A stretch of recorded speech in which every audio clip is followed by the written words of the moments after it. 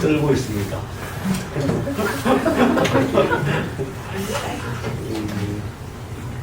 늘 그런 것 같아요. 이제 다른 과학자들이 연구하는 분야이고 또 연구 자료가 많이 나와 있는 것들은 제가 이렇게 좀 자신 있게 말씀드리는데 그렇지 않음에도 불구하고 이게 옳습니다 하고 말씀드릴 때는 겁이 나죠. 제가 혹시 뭔가 틀리지 않았을까?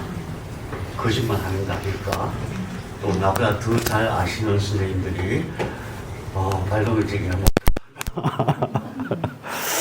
근데 이제 시작할 때는 늘 그런 마음 가집니다. 내가 제일 잘 알아. 이게 맞아. 일단 그래 놓고 강좌하고 난 다음 다시 보면서 뭔가 잘못된 게 있는지 그렇게. 올해부터 암 치유 위주로 제가 좀 말씀을 드리려고 해요. 다른 모든 것은 치유의 도구인데 왜 암 치유 위주냐 하면은 뭐 제가 암 경험을 했다 이 차원이 아니고 제가 암 치유하면서 느낀 것은 아직 현대의학에서 암은 치유를 못하는 것이 너무나 명백한 거예요. 그걸 우선 인정해야 되는데 그 인정하기가 너무 싫잖아요. 암 치유 안 된다니 세상에 내가 암 환자인데 암 치유가 안 된다니 어쩌란 말이야. 그런 절망감. 그래서 왜 암 치유가 안 되는 것인지 그러니까 사람은 늘 희망을 가지고 살 수밖에 없기 때문에 암 치유가 안 된다는 사실을 인정하기가 어렵죠. 그러니까 제가 말씀드린 것은 약이나 방사선이나 수술로는 안 되는 것이구나. 그렇다면 어떻게 할 것인가? 그렇다면 어떻게 할 것인가에 대한 것을 저 나름대로 많이 공부했어요. 공부를 하고 또 많이 이제 제 스스로에도 적용해보고 다른 분들한테도 권해보니까 이게 되는 거구나 하는 것을 깨달아서 그것을 쭉 정리해서 알려드리고 싶은 거예요. 자, 그래서 네. 좀 안 넘어간다. 네. 선생님 이렇게 하는 거 맞나? 여기 뭘 꽂아야 되는 거 아닌가? 말씀하시죠. 네네. 자, 그래서 왜 안 될까부터 우선 이야기하기로 해요. 가기 첫부터 뭐 부정적인 얘기를 그래서 죄송한데 반전이 있잖아요. 왜 안 될까? 왜 안 될까? 항암제와 방사선과 수술로 안 된다 그런 뜻이에요. 암 치료가 안 되는 게 아니라 이걸로는 잘 안 된다. 왜 안 되는가를 알아야 돼요. 근데 항암제는 제가 조금 자세히 말씀드리고 방사능으로 왜 안 되냐? 방사선으로는 암을 다 죽이지는 못해요. 일부 죽이는 거예요. 방사선을 10번을 쬐었다 하더라도 일부가 죽는 것이지 남아있는 거예요. 수술을 하면은 암이 이렇게 있으면 수술은 이만큼 하거든요. 엄청 많이 떼내는데도 불구하고 왜 암이 다 안 죽느냐 하면은 암은 이미 1cm 이상 커지면 온몸에 이렇게 미세암으로 퍼져 있어요. 미세암으로 퍼져 있는 것들, 거기서 또 이제 암세포가 증식할 수 있는 거죠.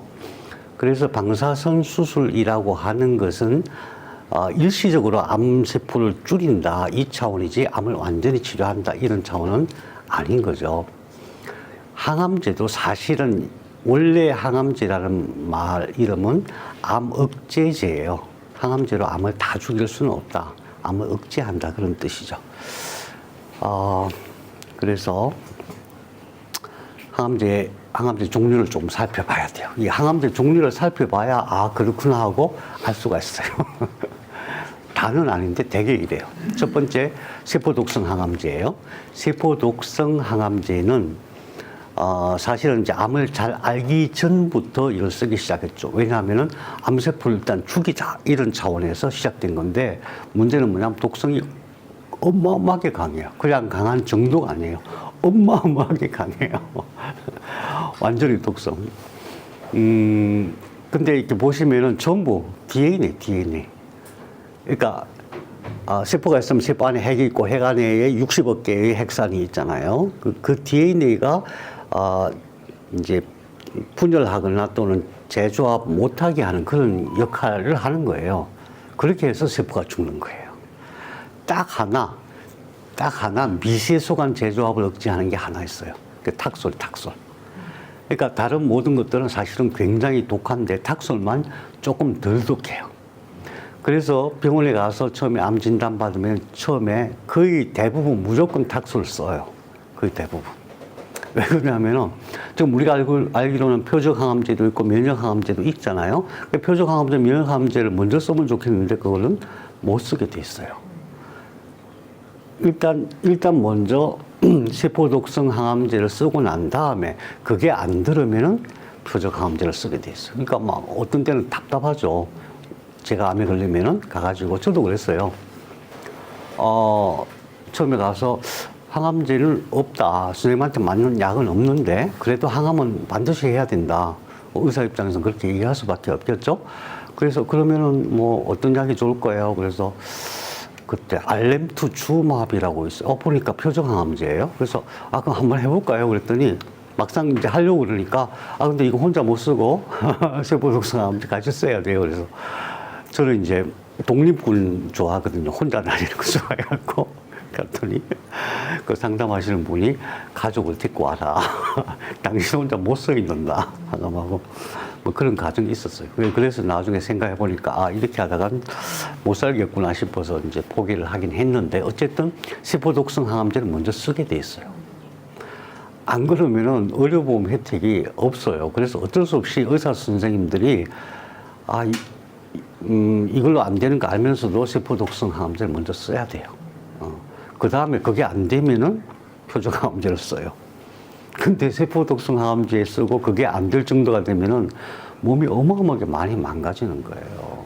이게 문제죠. 그럼에도 불구하고 하는데 되게 탁솔 정도는 그래도 견딜만 해요.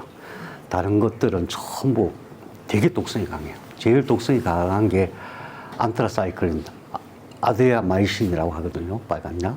엄청 독해요. 몸이 다, 진짜 세포가 다 죽어나가는 것 같은 그런 느낌을 받을 정도예요.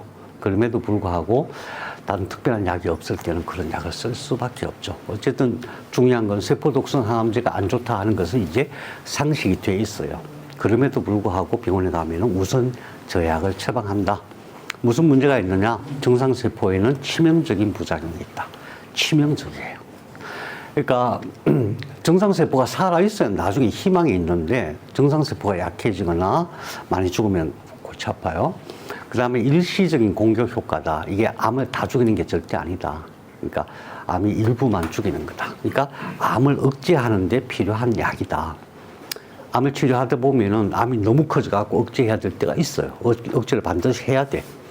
제 느낌으로는 1cm 정도는 괜찮아요. 근데 한 4cm 정도 되면 그때는 어떤 비상수단을 쓰더라도 억제를 해야 됩니다.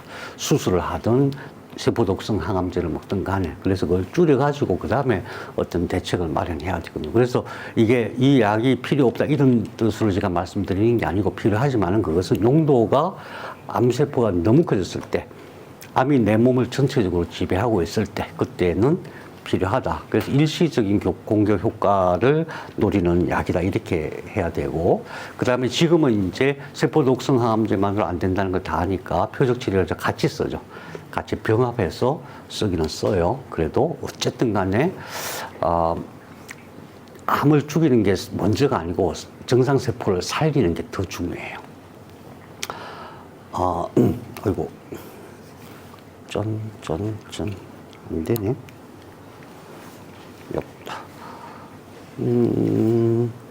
돌아가야 되는데, 예. 그럼 이제 표적 항암제가 나왔죠. 표적 항암제가 나온 지 오래되진 않았어요. 왜냐하면 이 항암제 하나하나 개발하는데 돈이 어마어마하게 들어가요. 많이 들어갈 때 1조 단위로 들어가요. 거의. 적게 들어가도 7천억, 8천억 이렇게 들어갑니다. 시간도 10년 이상 걸리고. 그럼에도 불구하고 지금도 수많은 회사들이 항암제를 개발하고 있어요. 그래서 항암제 약이 비쌀 수밖에 없어요. 한 달치가 보통 7, 800 이렇게 하죠. 한번 그냥 들어봐요. 알비툭스, 허셉틴, 맙테라, 렘트라다, 아바스틴, 알렘투 주맙, 글리백, 이레사, 타시바, 지오트립, 타그리소, 타이커프. 아마 암을 경험해 보신 분들은 한번 좀 들어보셨을 거예요. 표적 항암제 쓰는데, 이제 이게,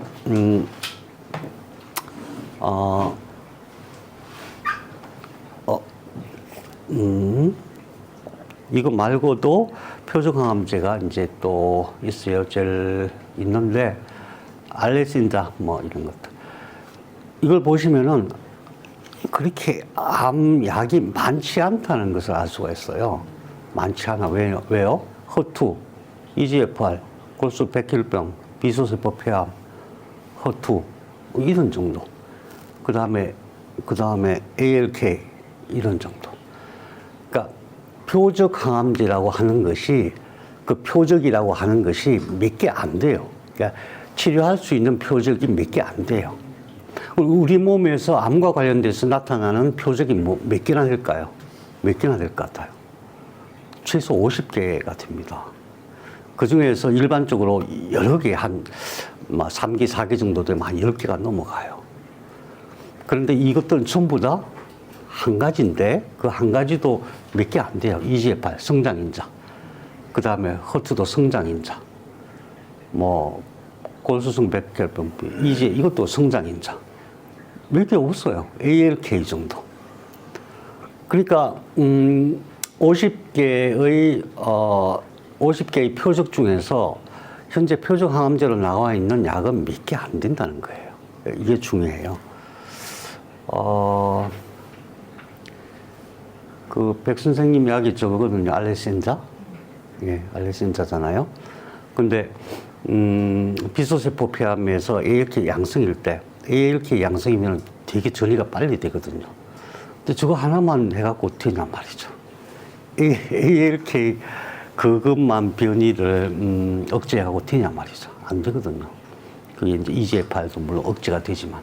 그래서 표적 치료제가 처음 개발될 때만 해도 엄청나게 사람들이 힘을 걸었어요. 왜냐하면 세포 독성 항암제하고 너무 차이가 나니까 세포 독성 항암제는 막 엄청나게 몸을 다 죽이는 그런 형태고 표적 항암제는 일부만. 그러니까 표적되는 세포만 죽인다고는 하지만 사실은 독성 상당히 강해요. 상당히 강해요. 그래서 이때도 마찬가지로 정상세포를 살리는 치료를 같이 해야만 돼요. 근데 일반적으로 병원에서는 표적항암제 하면서 이거 잘 듣습니다, 얘기해요. 잘 듣는다는 게 어떤 얘기냐면은 대략 30%는 치료된다, 이런 뜻이에요. 우리 입장에서는, 당사자 입장에서는 30%밖에 안 된다고 막 이런 거고, 의사 선생님 입장에서는 30%면 엄청 잘 듣는 약이다, 이렇게 보는 거예요. 그만큼 표적 치료제가 별로 없다는 것을 알아야 돼요. 그렇다면 다른 어떤 방법이 있어야 되겠죠? 단일 처방의 한계. 왜 그러냐면 표적 한 가지를 가지고 암이 활동하다가 표적 항암제가 들어가면 이 애가 표적을 바꿔요. 암세포 표적을 바꿔요. 금방 바꿔요. 보통 바꾸는데 석 달 정도 걸린다고 해요. 어떤 사람은 빠를 수도 있고 어떤 사람은 6개월 될 수도 있고 그래요. 그러니까 한 가지 약이 계속 들어가면 얘가 표적을 바꿔버려. 그럼 그때부터 내성이 생겼다고들 얘기하잖아요. 모든 표적 항암제는 반드시 그래요. 그러니까 표적 항암제가 약효를 발휘하는 동안에 다른 방법을 같이 써가지고 이게 해결을 해야 되는데 병원에서는 지금 다른 대안이 없잖아요. 수술 아니면 방사선밖에 없잖아요. 그래서 안 돼요. 완치율이 그래요. 그 다음에 이제 제3세대 면역항암제가 나왔어요. 면역항암제 나올 때도 이때 대단했어요. 키트루다만 해도 이제 드디어 암을 잡았다. 이 뉴스 기사 한번 옛날도 몇 년 안 됐습니다. 검색해 보시면은 이제 드디어 인류가 암을 정복했다 이런 기사들이 많이 나왔어요. 키트루다 흑색종. 여보이 옵티보 키트루다 티센트를 kim리는 아니고 이런 것들이 이제 면역항암제로서 새로 나왔는데 안 되는 거예요. 이거 이제 환장하는 거죠. 이제 의사들 입장에서는 될 줄 알았는데 되는 케이스가 있는데 왜 그러냐면 면역항암제라고 하는 것은 T세포를 암세포가 T세포가 다가오면은 자기를 죽이려고 하니까 PD-L1이라고 하는 단백질을 만들어가지고 T세포에 있는 PD-1하고 딱 붙이면은 T세포가 공격을 못해요. 공격을 못할 뿐만 아니라 자멸을 해요. 그러니까 이제 과학자들이 생각할 때에 암세포가 갖고 있는 PD-L1에다가 다른 걸 탁 붙여갖고 이게 작동 못하게 하면은 T세포가 막 공격해서 암을 낫게 할 것이다. 이렇게 했던 거거든요. 잘 됐어요, 처음에. 잘 되는데 좀 지나고 보니까 신통치 않은 거예요. 왜냐하면 암세포가 자기를 방어하는 시스템이 어마어마해요. T세포 하나만 방어하는 게 아니라 B세포, 뭐 수지상세포, 뭐 별의별 걸 다 방어해요. 그 자기 주변을 암세포가 덩어리가 생기면 자기 주변을 면역세포들이 자기를 오히려 도울 수 있는 그런 환경을 만들어요. 세포들은 그런 능력이 있어요. 그게 이제 우리 배아일 때, 우리가 엄마 뱃속에 있을 때, 엄마 뱃속에서는 엄마 자궁벽에서 볼 땐 그게 이물질이니까, 이질세포니까, 바이러스나 박테리아하고 똑같으니까 막 공격할 거 아니에요? 그래서 우리 배아세포 안에는 그 주변 환경을 면역세포들 공격하지 못할 뿐만 아니라 오히려 자기를 도와줄 수 있도록 만드는 그런 장치가 있어요. 우리 몸에 있는 모든 세포에 그런 능력이 있어요. 그거를 발현시키는 거예요. 우리가 나이가 들어서 성장해서 이렇게 어른이 되면은 그걸 다 잠가서 안 쓸 뿐이에요. 근데 암세포는 그 능력을 발현하는 거예요. 그래서 면역세포만으로 안 된다는 게 이제 지금 작년부터 새로운 치료법이 나왔어요. 놀라운 거였고 어마어마하게 광고도 많이 하고 그랬어요. 우리 몸에서 세포를 떼내요. 세포를 추출해갖고 거기에 유전자 조작을 해요. 정식을 시켜갖고 집어넣어요. CAR-T라고 하죠. CAR-T. 그게 작년에, 그러니까 재작년에 이제 미국에서 시작됐고 작년에 우리나라에서 시작됐어요. 미국에서 할 때 제가 한번 물어봐서 혹시 CAR-T 얼마나 해요? 그랬더니 5억이 넘어요. 그러니까 우리나라에서 그걸 추출해가지고 미국으로 보내면 거기서 배양해갖고 뭐 이렇게 하는 방식이었어요. 근데 작년에 우리나라에 시작했는데 4억 5천만 원인가? 이렇게 내려왔다. 그래서, 야, 내려왔다. 그러다가 이제 작년 조금 지나서 의료보험이 된다 그래서 제가 깜짝 놀랐어요. 이게 의료보험이 된다고? 그랬더니 나이가 몇 살 이하죠? 15세였나? 아무튼 나이가 젊어야 되고 또 뭐 일정한 조건이 있어요. 저는 안 된대요. 4억 얼마 있어야 된대. 올해 제가 또 궁금해서 물어봤더니 3억 7천 조금 내려왔어요. 한 번에 3억 7천. 그러니까 3, 4억 정도 받는 항암제니까 얼마나 광고를 많이 했는지 사람들이 저거 하면 다 된다고 알았어요. 저도 그렇게 알았어요. 요즘 안 되는데 이런 얘기가 나와요. 그러니까 세포를 죽이는 방식으로는 한계가 온 거예요. CAR-T 진짜 완전 최신 치료법이에요. 가장 최신 치료법이에요. 안 됩니다. 면역세포는 저런 식인데 저것도 안 되고 CAR-T 이것도 안 돼요. 안 됩니다. 저는 안 된다는 말을 잘 안 했어요. 왜냐하면 내가 뭘 알겠어. 현대의학이 얼마나 발달했는데 과학자들이 가만 놀았겠어요? 얼마나 많은 자본이 투입되는지 몰라요. 거대 산업이에요. 암 환자를 치료하는 이 산업은 거대 의료 산업이에요. 그래서 안 된다는 말을 아무도 할 수가 없고 저도 안 된다는 말을 쉽게 할 수가 없어서 근데 지금 와서 제가 이런 말을 합니다. 안 되는 거다. 뭘로 안 된다? 항암제, 수술, 방사선만으로는 안 된다. 근데 되던데? 어떤 사람은 되던데? 뭔 소리야? 난 다 나았는데? 세포가 낫게 한 거예요. 세포가 낫게 한 거예요. 항암제가 낫게 하는 게 아니에요. 항암제는 그걸 억제하는 거예요. 죽이는 거예요. 수술 막 잘라내는 거예요. 방사선, 감마 나이프 전부 다 잘라내는 거예요. 죽이는 거예요. 죽이는 것만으로 안 된다. 이걸 인정하고 가자. 이거예요. 왜 그러냐면 암은 유전자 변이인 거예요. 암에 대해서 많은 얘기들 있지만 다 쓸데없는 얘기고 그래서 결과적으로 유전자 변이가 되고 유전자 변이가 된다고 해서 바로 암이 되느냐 그렇지 않아요. 유전자 변이가 됐다는 얘기는 그 유전자로 인해서 유전자는 뭐냐면 핵심이 제일 큰 기능이 생명 물질을 만드는 거예요. 프로틴이라고 얘기하지만은 생명 물질을 몇 종류나 만드냐면 세포 하나가 10만 종류 170만 개를 만들어요. 생명 물질. 그럼 우리가 아는 생명 물질이 뭐예요? 생명물질. 여러분 아시는 생명물질. 10만 종류가 되니까, 뭐 여러분 한 10,000개는 아실 것 같은데. 생명물질. 침, 이거 생명물질이에요. 눈물, 생명물질. 호르몬, 생명물질. 신경전달물질. 효소. 우리 몸에 작동하는 생명을 유지하는 데 필요한 종류가 엄청 많아요.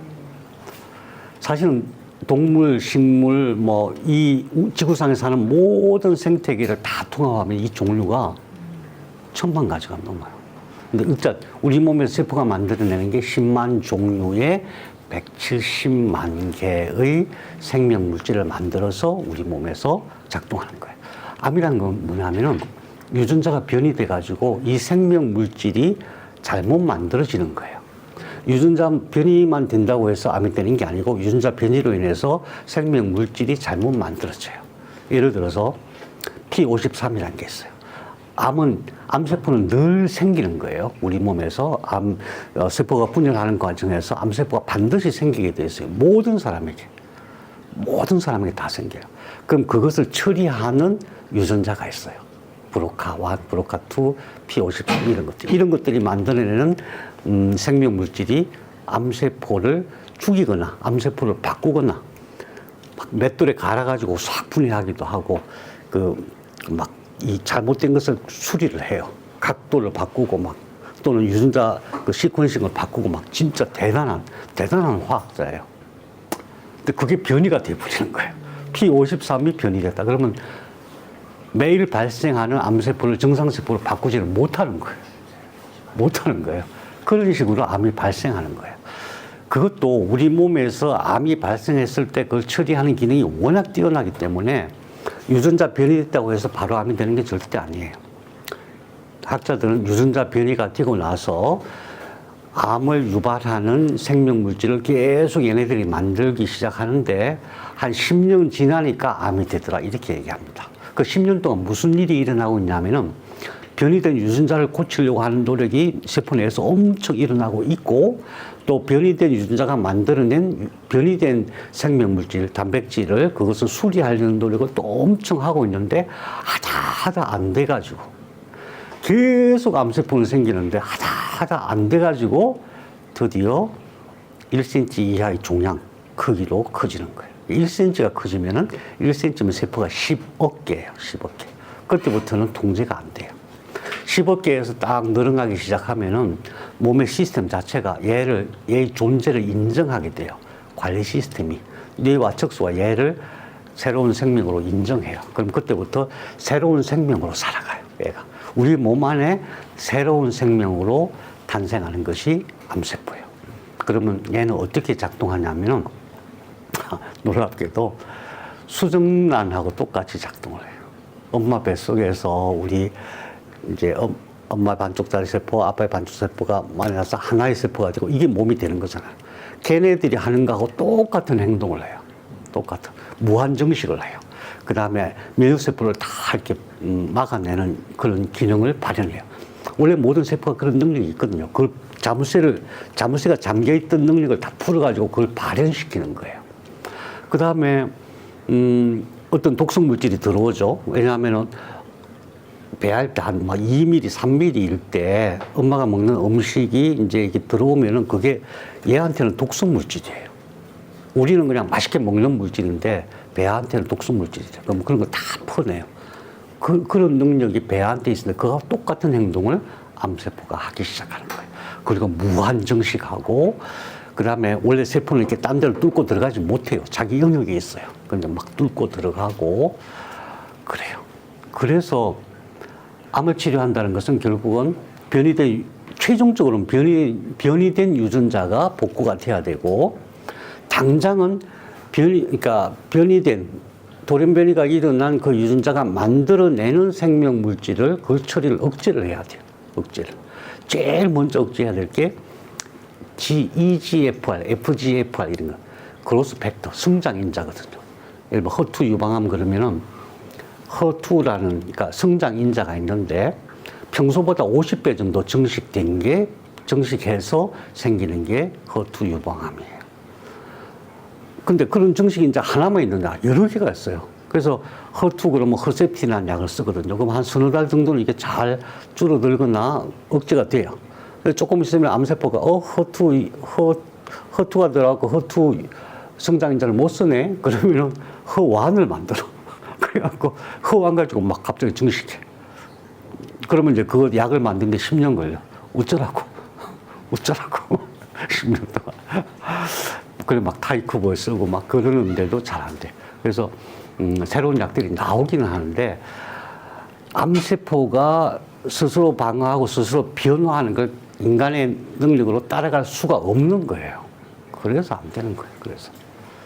그래서 10만 종의 170만 개에 달하는 생명물질, 그 중에서 변이 된 것, 그 변이 됐기 때문에 암세포를 보호하는 그것들을 억제할 수 있는 방법이 약으로는 없다. 거기다가 얘네들이 하나의 생명물질이 한 가지 기능만 하는 게 아니에요. 어떤 공격을 받으면 또 자기가 능력을 발휘해서 다른 기능도 해요. 또 자기 혼자 안 되면 여러 개가 같이 해요. 그래서 변수가 많아요. 170만 개, 10만 종이 10만 종류의 기능을 하는 게 아니라 변수가 많아. 수십만, 수백만 가지의 일을 해요. 그걸 어떻게 억제를 시키냐고. 겨우 지금 표적이라고 하는 게 한 가지 표적만 억제를 하는데 그거 갖고 이게 안 되는 거죠. 그래서 지금은 병원에서 하고 있는 것은 그중에서 가장 특징적인 표적, 그것만 억제를 해도 낫는다. 어떻게? 정상세포가 나머지 일을 처리해 주기 때문에 낫는 거예요. 그래서 1기, 2기 때는 나을 수가 있어요. 왜? 표정암제를, 세포독성암제를 써가지고 암세포 능력을 확 줄여놓고, 그 다음에 나머지 일들은, 나머지 여러 가지 처리해야 될 일이 많은데, 암을 낫게 하기 위해서 여러 가지 해야 될 일이 많은데, 그것은 우리 몸에 있는 정상세포가 하기 때문에 그래요. 정상세포가, 다시 말하면은 10만 종류의 약을 만들어요. 세포 하나당 170만 개씩 만들어요. 그래서 걔가 하는 거예요. 걔의 능력, 그러니까 세포의 능력은 제가 늘 신적인 능력, 인간이 상상도 못하는 어마어마한 능력인데 그 능력을 발휘해서 치료를 하는 거예요. 다만, 그런 능력이 있는데도 불구하고 왜 안 낫느냐? 이게 너무 커져 있을 때예요.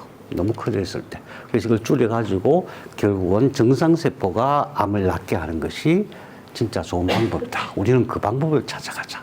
이렇게 된 거죠. 자, 안 된다. 라는 얘기는 여기서 마치겠습니다. 이제 됩니다. 된다. 어떻게 하느냐. 이제 이때부터는 여러분들이 제가 가슴이 두근두근해요. 왜냐하면 분명히 안 믿으실 텐데. 분명히 안 믿으실 텐데 어떻게 해야지. 그래서 저는 얘기할 수밖에 없습니다. 여러분 믿거나 말거나. 저는 이제 확신을 가지니까 제가 해봤고 제가 공부했고 공부를 많이 했습니다. 제가. 그 다음에 또 다른 사람들한테도 권해서 이렇게 한번 해보시면 어떨까요? 그렇게 해서 많은 사람들이 치유가 되는 것을 제가 지금 봤습니다. 그래서 세 부분으로 나누는데 하나는 치유의 빛에 대한 공부를 해야 됩니다. 아니 갑자기 암 공부하다가 무슨 입자물리학으로 들어가느냐. 입자물리학을 해야 됩니다. 입자물리학에 답이 있습니다. 생물학자들이 늘 이렇게 한 수 접고 들어가는 사람이 물리학자예요. 왜 그러냐면은 세포는 몇 개의 원자로 되어 있냐면 세포 하나가 약 100조 개의 원자로 되어 있어요. 그러니까 세포를 공부하는 사람이 생물학자라면은 그 100조 개에 해당하는 하나하나의 소립자를 공부하는 사람이 물리학자거든요. 그래서 더 깊이 들어가요. 우리는 그래서 세상이 존재하는 존재의 가장 근원으로 들어가면 답을 얻을 수가 있어요. 그게 저는 빛이라고 알아차린 것입니다. 그래서 빛을 공부해야 됩니다. 자, 지금부터 빛을 공부하고 오늘은 빛에 대한 얘기만 하기로 해요. 그 다음에 식물의 답이 있다. 왜 식물의 답이 있는지, 식물이 어떤 능력을 갖고 있는지, 얼마나 무한한 능력을 갖고 있는지, 그거는 이제 여러 번 나눠서 해야 될 것 같아요. 이게 내용이 많아요. 근데 어쨌든 식물의 답이 있어요. 우리가 먹는 것도, 음식도 중요하지만은 그게 많이 농축된. 그러니까 암의 현상이 인간의 몸에만 일어나는 게 아니에요. 식물에는 암이 다 암이 걸릴 수밖에 없는 상황이에요. 상황이. 왜 그러냐면은 움직이지를 못하잖아요. UV는 계속 날아오죠. 하루 종일 UV를 쬐요. 사람이라면은 누구나 다 암 걸릴 거예요. 그죠? 그리고 바이러스, 박테리아가 계속 공격해요. 그런데 암에 안 걸리는 뭔가가 장치가 있어요. 그 힘을 빌려야 돼요. 그 식물이 만들어낸 암, 농축된 약이 있어요. 그래서 식물에 답이 있다. 최신 트렌드예요. 이게 옛날 얘기가 아니에요. 한약 얘기가 아니에요. 분명히 한약은 한약인데 가장 최신 트렌드예요. 미국이나 독일이나 이런 데에서 파이토케미칼이라고 들어보셨죠? 복합 천연물, 식물에서 뭔가 답을 찾기 위해서 엄청난 연구들을 하고 있고 엄청난 예산을 투입하고 있어요, 사실은. 그런데 놀랍게도 우리는 우리의 선조들이 그걸 다 해놨어. 놀라운 거예요. 식물에 답이 있다. 이건 좀 여러 번 나눠서 제가 말씀드릴 거예요. 그 다음에 세포가 치료한다. 세포를 알아야 돼요, 세포를. 빛을 알면 세포의 그 본성, 그러니까 치유의 능력을 알 수가 있어요. 세포를 믿어야 됩니다, 사실은. 우리는 그래서 암이 걸렸으면은 이렇게 했으면 좋겠어요. 세포를 믿어야 돼. 그러면 어떻게? 세포를 공부해야 돼. 세포를 공부하고 나면 막 경외감이 생겨요. 세포님이란 말이 나와요. 감히 세포라는 이름을 부르기가 어려워. 세포님. 대단해요, 대단해요. 그걸 알아야 돼요. 그걸 알면, 이게 되는구나 하는 걸 알 수가 있어요. 세포에 대한 거는 뭐 중학교 교과서, 고등학교 교과서만 봐도 엄청 많이 나와요. 생명과학 얘기가 많이 나와요. 근데 그건 그냥, 뭔가 피상적인 것 같고, 거기서 한 발짝씩만 들어가면은 정말 안심이 돼요. 이게 되는 거구나. 아니, 다들 안 된다고 하는데, 나 몸이 지금 너무 망가졌는데, 되는 거구나. 거기다 더 심한 겁니다. 우리 몸이 세포 하나로 시작됐어요. 내 몸에 세포 하나만 잘 남아있어도 내 몸은 치유가 되는 거구나. 세포가 그만한 능력이 있어요. 세포가 가진 능력을 깊이 공부하시면 좋겠어요. 나중에 공부하기로 해요. 빛입니다. 몸은 빛이다. 말이 됩니까? 몸은 빛이다. 말이 됩니까? 어떻게 말이 돼요? 몸이 왜 빛이야? 빛이 납니까? 예, 말이 안 됩니다. 아직은 말이 안 돼야 맞습니다. 말 되면 안 돼요. 우리 몸은 에너지를 써요. 에너지. ATP라고 해요. 아데노신 3인산 ATP. 우리 몸의 전기는, 에너지는 ATP예요. ATP라는 이름을 꼭 기억하시기 바랍니다. ATP를 얼마나 쓰냐 하면은 하루에 50kg을 써요. 이만큼 써요, 이만큼. 50kg. 내 몸에 이만큼을 만들어서 써요. 근데 일시적으로 딱 그 몸속에 있는 ATP를 측정하면은 100g 밖에 안 돼요. 현재 내 몸에 남아있는 건 100g 밖에 안 돼요. 그럼 무슨 뜻이에요?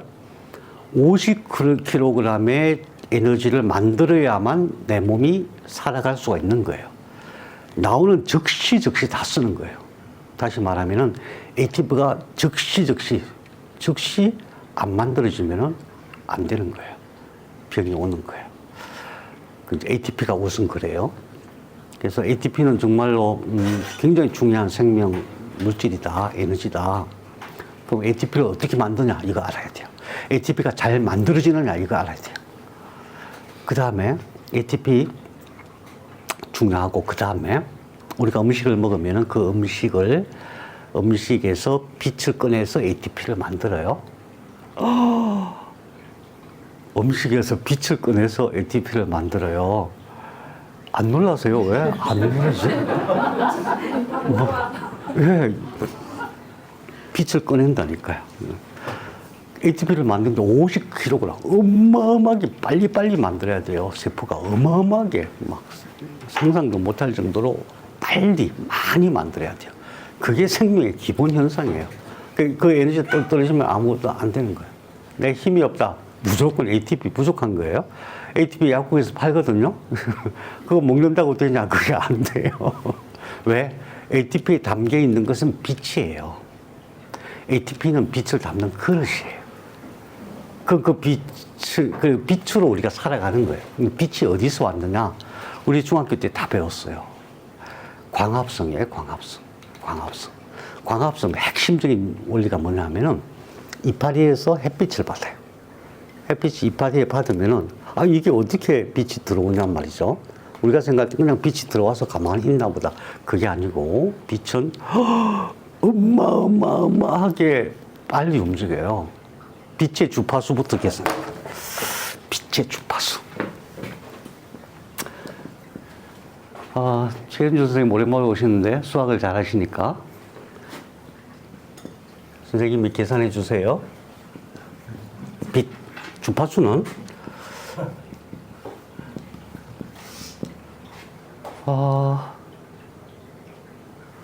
주파수는 속도 나누기 파장인가요?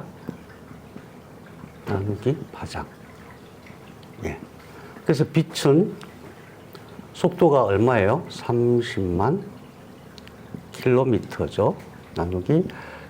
빛 중에서 여러 가지 파장이 있는데, 여기 내려오는 파장이 680 나노미터짜리가 있고 700 나노미터 있어요. 이것도 아주 신비한 거예요. 아니, 빛이 오면 그걸 다 받는 줄 알았더니 그게 아니라 식물에서 빛 속에는 파장이 여러 개가 있어요. 그것도 신기하죠? 빛 속에 파장이 여러 개가 있다고? 그래서 그걸 이제 굴절시키면은 빨주노초 파란보가 나오잖아요. 빨주노초 파란보 말고도 많이 있겠죠? 빨주노초 파란보도 꼭 이렇게 구분되는 게 아니니까 그 파장을 하나씩 구분하면 엄청나게 많은 파장이 들어있어요. 들어있는데 그 중에서 식물이 광합성으로 받아들이는 거는 680 나노미터 파장하고 700 나노미터 파장만 받아들여요. 그것도 신기하죠? 빨간색이에요, 빨간색. 그래서 요즘 이제, 식물 공장, 요즘은 공장에서 이제 곡식을 키우잖아요. 거기서 빨간색 파장을 많이 써요. 파란색 파장도 써요. 파란색과 빨간색을 쓰는데, 어쨌든. 그래서 빨간색 파장이 680 나노미터와 700 나노미터짜리예요. 우리 몸에 들어온 건 뭐예요? 680 나노미터짜리 파장과 700 나노미터짜리 파장의 빛이에요. 그럼 계산하기 쉽게 700 나노미터로 계산을 해봐요. 파장이 700 나노미터예요. 그럼 미터로 통일을 해야 되겠죠? 미터로 통일을 해야 되니까, 기니까 30만 킬로미터. 킬로미터를 미터로 통일하면 얼마예요? 예, 3억. 나누기, 나노미터는 10억 분의 700이거든요. 10억 분의 700을 계산해 주세요. 제가 할까요? 이거는 3 곱하기 10의 8성 나누기, 이거 2개 빼면 되니까 6, 7개. 10의 7성분의 7. 그러면 10의 7성은 없애야 되니까 여기 7성은 곱해야 되겠죠? 3 곱하기 10의 8성, 7성 곱하니까 15성 나누기 7. 그러면 이거는 조금 이따 계산하고 3 나누기 7 얼마예요? 3 나누기 7. 최현철 선생님 3 나누기 7. 수학 잘하시니까 되게 어려워요. 48점? 얼마 나오죠? 48.6 정도 나오나요? 네. 곱하기 10의 15성. 그러면은 이 두 개, 0.486. 0.486. 0.48 하죠, 48. 0.48 곱하기 10의 15성이니까 이 두 개, 그러면 48 곱하기 10의 이상하다. 8, 9, 15, 13성인가요? 12성이야 맞는데. 아무튼. 예, 아무튼 제가 계산해 보니까 48조입니다. 10의 12승이 조예요. 48조. 빛의 주파수는 48조더라. 무슨 뜻이냐면 1초에 몇 번 떨리느냐? 48조. 아닌 것 같아요? 맞습니다. 네. 1초에 48조 분이 떨리는 게 빛이에요. 네. 어쨌든 조금 있다가 이제 그 얘기 48조, 이거 충격이죠, 사실은. 이 빛이 그렇다고? 말도 안 돼. 왜냐하면 느낌이 없잖아. 48조면 어마어마한 에너지인데, 운동 에너지가 있잖아요. 빛 자체는 에너지가 없어요. 그래서 어쨌든 그런 빛이 들어와요. 그러니까 빛을 다 흡수하는 게 아니라 700나노, 680나노미터만 들어오면은 어마어마하게 빨리 움직이는 거기 때문에 애가 어디에 가만히 있지를 못해요. 있을 수가 없어요. 그러니까 어떻게 하냐면은 여기서는 식물에서 물을 분해해갖고 H2O죠. 산소를 바깥으로 내보내요. 그러면 H2, 수소 2개가 남죠. 수소 2개는 양성자와 전자로 되어 있으니까 전자를 떼내. 양성자를 떼내. 그러면 수소의 핵인 양성자가 남고 전자가 나와요. 전자에다가 담아요. 빛을 전자에다가 담아요. 누가 이렇게 억지로 담는 게 아니라 빛이 탁 들어오면 전자가 탁 나타나서 탁 채가요. 왜냐하면 전자는 빛을 너무너무 좋아해요. 왜 그럴까요? 왜 그럴까요? 전자는 왜 빛을 그렇게 좋아해요? 전자가 원래 빛덩어리예요. 원래. 근데 그건 나중에 얘기해요. 그래서 전자에 담아. 근데 전자도 만만치가 않아요. 주파수가. 전자도 만만치가 않아요. 가만히 있을 수가 없어요. 그래서 어떻게 하냐면은 식물에서는 CO2, 이산화탄소를 흡수해요. 거기서 산소를, 그러니까 O2를 떼고 C를 떼가지고 탄소에다가 이렇게 탄소고리를 만들어요. 6탄당. 탄소고리 6개를 이렇게 만들어 거기다가 이렇게 끼워 넣는 거예요. 전자를 이렇게 포획하는 거예요. 그게 뭐예요? 그게 바로 탄수화물이에요. 탄수화물에 대한 생각을 암환자들은 다 바꿔야 됩니다. 모든 생명의 근원이 탄수화물입니다. 우리 몸의 근원도 탄수화물이에요. 탄수화물 반 쪼개가지고 이제 그러면 6개짜리 탄소 6개짜리 만든 거잖아요. 그럼 3개짜리 탄소 3개짜리 그걸로 모든 걸 다 만들어요. 아미노산도 거기에다가 뭘 붙인 거예요. 지방 거기에 CH2 쫙 붙인 거예요. 거기다가 거기에 뭘 또 붙인 게 바로 핵산이에요. DNA예요. 그걸로 다 만들어요. 탄수화물 반쪽에. 탄수화물 반쪽에는데 10단계가 들어가요. 어마어마한. 그래서 어쨌든 여기서 나오는 것은 빛을 어떻게 담느냐 이 부분인데 정말 지혜롭죠. 그 전자에 담고 그 전자를 딱 고정시키는 게 탄소예요. 이산화탄소예요. 그렇게 해가지고 받아들이고 몸에서는 그걸 빼쓰는 거예요. 뭘 빼쓰겠어요? 빛을 빼쓰는 거예요. 이거는 아무리 듣기 싫어도, 아무리 머리 쓰기 싫어도 저 머리 좀 식히세요. 이거는 알아야 돼. 다른 건 몰라도 이건 알아야 돼. 제가 이거 꼬부랑 글씨는 안 외워도 돼요. 안 외워도 돼요. 아무리 싫어도 이건 알아야 돼. 이 그림을 제가 참 좋아해요. 왜냐하면 박문호 박사님 강의 중에서 그 정리를 어떤 분이 해주셨는데 이렇게 잘 정리된 게 없어요. 제가 아무리 뒤져봐도. 이거 딱 보면 그냥 다 알 수 있어. 이거 딱 보면 다 알 수 있어. 보세요. 머리 좀 쉬셨습니까? 자, 지금부터. 이건 절대 놓치지 않을 거야 라는 생각을 꼭 하십시오. 세포를 이해하는 데 있어서도 제일 중요하고 우리가 나중에 결국은 치료는 뭐냐면 내가 내 몸속에 있는 빛을 갖다 쓰는 거거든요. 내 몸속에 빛이 가득한데 그 빛을 어떻게 쓰느냐 이게 치료예요. 자, 음식이 들어옵니다. 뭐가 들어옵니까? 주로 탄수화물, 지방, 단백질. 탄수화물, 지방, 단백질이 들어오면은 우리 세포 속으로 들어오죠. 세포 속에 들어오면 핵이 있지만 핵 안에 있는 DNA는 얘는 양반이 가만히 있어요. 그냥 가만히 있다가 분열해갖고 이제 2개가 되고 이런 식으로밖에 안 하고 진짜 일꾼은 누구냐? 미토콘드리아예요. 세포 하나의 미토콘드리아가 작으면 100개 단위, 많으면 그 1000개까지 있어요. 세포 하나에. 미토콘드리아가 얼마나 많냐 하면 우리 몸에 사람이 이제 죽어서 수분을 다 빼내고 남는 양 절반이 미토콘드리아예요. 수분을 다 빼냈을 때 우리 몸의 절반이 미토콘드리아예요. 미토콘드리아가 진짜 일꾼이에요. 미토콘드리아는 자기 유전자가 있어요. 유전자 13개. 사람 유전자가 22,500개 정도 되죠. 미토콘드리아도 자기 유전자가 따로 있어요. 그래서 이 별도의 생명체라 이렇게 주장해요. 근데 어쨌든 이 미토콘드리아에서 무슨 일을 하느냐. 우선 음식을 먹으면 전부 지방, 단백질, 탄수화물이 전부 아세틸코엔자임 A라는 물질로 바꿔요. 이 얘기를 하면 제가 되게 유식해 보이죠? 아세틸코엔자임 A? 저 뭔지 몰라요. 아세틸코엔자임 A라는 물질로 바뀌어요.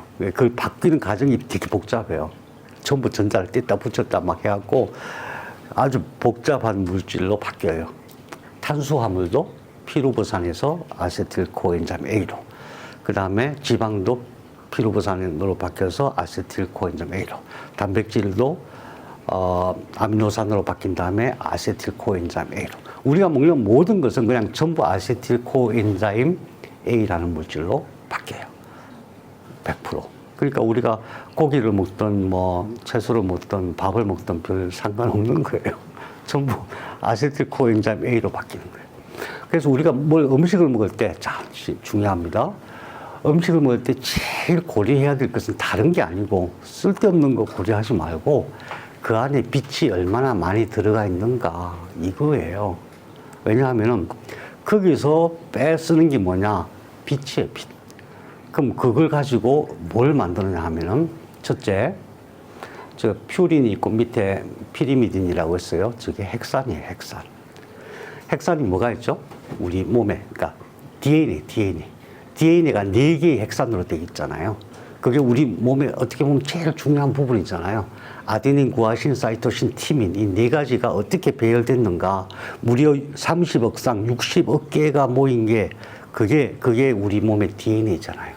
그게 염색체고 그게 생명의 중심이잖아요. 그 하나하나 핵산을 누가 만드느냐? 얘가 만들어요. 그러니까 세포가 늘 분열하고 이제 새로 성장할 거 아니에요? 분열할 때 핵산이 있어야 분열할 거 아니에요? 그 다음에 세포에서 이렇게 정보를 메신저 RNA가 빼올 때에 핵산이 있어야 그걸 복사를 할 거 아니에요? 그 모든 핵산, 생명 활동에서 제일 기초적인 물질 핵산을 누가 만드느냐? 미토콘드리아가 만드는데 뭘로? 아세틸코엔자임 A로? 그럼 아세틸코엔자임 A는 뭘로? 우리가 먹는 음식으로. 그 다음에 우리 몸에는 아미노산이 20개 만들어져요. 아미노산이 뭐냐? 우리의 생명 활동은 이런 거죠. DNA에서 원본 정보를 쫙 복사해요. 전사해요. 전사해가지고 나오죠. 뱀처럼 쭉 나와요. 그럼 나오면은 그게 메신저 RNA예요. 메신저 RNA가 있는데, 그 다음에 tRNA가 아미노산들을 쫙 갖고 와요. 아미노산 3개씩을 붙여서 갖고 와요. 그럼 그것을 이 원본 정보에 맞춰서 딱딱딱딱딱 조립하는 것이 바로 생명물질이에요. 10만 종 170만 개. 그게 생명물질이에요. 그러면 모든 생명물질의 근본이 뭐예요? 아미노산이죠. 그 아미노산 20개를 누가 만드느냐? 미토콘드리아가 만들어요. 미토콘드리아가. 그러니까 그 아미노산이 많이 부족하면 뭐 잘 만들고 못 만들고 나중 문제고, 없거나 부족하면 어떻게 되는 거예요? 아무것도 안 돼요. 뭐 아무것도 안 돼요. 아무것도 못 해. 우리 감정, 우리 뭐 행복하다, 기쁘다, 뭐 힘들다, 이런 모든 감정도 사실 호르몬 작용이잖아요. 신경전달 물질 작용이잖아요. 호르몬과 신경전달 물질, 그것도 생명물질. 얘가 만든 거예요. 아미노산을 가지고 합성한 거예요. 그러니까 얘가 아미노산, 그 다음에 핵산 다 만들어요. 이거 알아야 돼, 이거. 암 환자들은 이걸 아시면 돼요. 요즘 대사학이라고 세포 안에 암세포에서 핵을 빼가지고 정상세포의 핵을 치환했어요. 그랬더니 어떻게 됐어요? 암세포가 변함이 없어요. 그냥 암세포예요. 근데 암세포 안에 암세포의 핵은 놔두고 미토콘드리아만 바꿨어. 그랬더니 정상세포가 돼요. 그 세포의 일구는 미토콘드리아예요. 핵은 그냥 가만히 있는 거예요. 그래서 미토콘드리아가 제일 중요한 거예요. 그래서 왜 그러냐 하면은 이런 물질들은 몸의 구조체의 전부를, 몸의 구조체가 되는 모든 기본 원료, 원재료를 미토콘드리아가 만든다. 뭘로 만드느냐? 음식으로 만든다. 그 음식에서는 이런 모든 작용에 있어서 결국 작동하는 게 전자거든요. 전자가 어떤 전자냐? 음식 속에 빛이 들어가고 빛이 가득 찬 전자예요. 그걸 이제 물리학에서는 흥분된 전자라 그러는데, 흥분이란 말을 쓰면 조금 너무 야하죠. 그래서 저는 빛이 가득한 전자라고 이렇게 얘기를 해요. 빛이 들어가면 이게 흥분하는 거예요. 궤도를 이탈하는 걸 흥분이라고 표현을 해요. 그래서 그 빛이 가득한 전자, 다시 말해서 우리가 먹는 음식은 식물이 만든 거예요. 동물을 먹어도 식물이 만든 그 음식 재료로 만들어지는 거예요. 지방도 단백질도 마찬가지예요. 그래서 그렇게 해서 몸의 원재료를 만들고, 또 두 번째로 이 밑에 있는 것이 이제 전자전달기라고 해요. 전자전달기는 노벨상이 여러 개 나왔는데도 불구하고 아직도 잘 모르는 영역이 많은데, 우리는 뭐 그런 거는 화학자들이 할 일이고, 우리는 뭘 알아야 되냐면은, 아까 분명히 빛이 전자에 담겨서 왔다 그랬잖아요.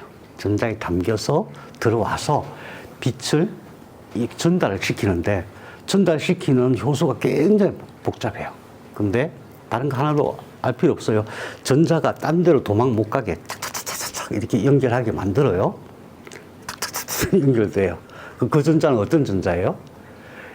흥분된 전자. 빛이 가득한 전자예요. 그 빛이 가득한 전자가 와서 그 빛을 전달하고 자기가 쏙 빠져나가요. 그 빛을 양성자한테 전달하고, 그게 양성자가 빠져나오면서 ATP가 만들어지는 거예요. ATP라고 하는 것은 빛을 담은 에너지예요. 에너지 그릇이에요. 그게 몇 개나 필요하다고요? 50kg 하루에. 하루에 우리가 쓰는 에너지가 50kg. 어마어마한 거예요. 그걸 막 즉시 써요. 제가 움직일 때도 어마어마하게 쓰고, 눈을 깜빡일 때도 어마어마하게 쓰고, 이 안에서 뭐 어떤 세포가 문 작동할 때 에너지를 다 써요. 그 전부 다 ATP예요. 이렇게 만들어지는 거예요. 뭘로? 근본은 빛이에요, 빛. 다른 건 그건 구조체예요. 자, 그러면은 이 그림을 이제 하나씩 봐요. 탄수화물, 단백질, 지방 전부 아세틸 코엔자임 A라는 물질로 바꿔서 그게 들어가갖고 핵산, 아미노산, ATP를 생산한다. 이게 우리 몸이나 모든 생명 활동의 가장 기본이에요. 다시 말하면 이거 제대로 안 되면은 건강해질 수가 없는 거예요. 건강은 치료가 안 돼요. 다음에